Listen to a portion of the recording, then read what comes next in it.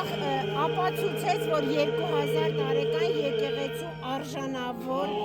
ոչ միայն զավակ է, այլ նաև հայրապետ է։ Հայրապետ բառից բուն իմաստով։ Հայրապետ, որ ամեն տեսակի սադրանքներին, ամեն տեսակի վատ խոսքերին, ամեն տեսակի բամբասանքին երբեք չտրվեց, հայրապետ, ով ապացուցեց, որ ինքը ամենաարժանին է եւ իր տեղում է, ոչ վաճառվեց, ոչ ուրացավ, ոչ դավանափոխ եղավ, ինքը արժանի զավակն է, Գրիգոր Լուսավորիչ հայրապետի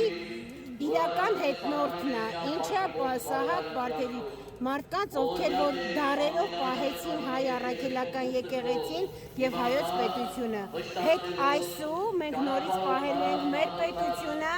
մեր եկեղեցիներում լինելու են պատարագ, բայց ոչ պղծերի ձեռքով, այլ լինելու են արժանավոր հոգեվորականներ, որոնք ապացուցեցին, որ արժանի են հայ առաքելական եկեղեցու զավակը լինելու եւ այն պատասխանատվությունը, որ վերցրեցին իրանց վրա, արժանի տանում են իրանց լուծը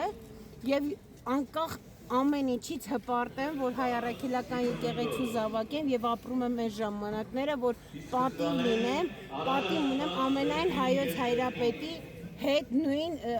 հողի վրա քայլելու։ Այդ ինձ համար մեծագույն շնորհավոր Սուրբ Ծնունդ, թող մեր Տիրոջ հրաշափառ ծնունդը մեր այդ խավար, տկարամիտ, ողորմելի այս ճղճի վիճակը մաքրի ու հասկանանք իրական ճշմարտությունը, իրական հայրենիքի սերը, իրական Հայաստանը ունենանք։ Եվ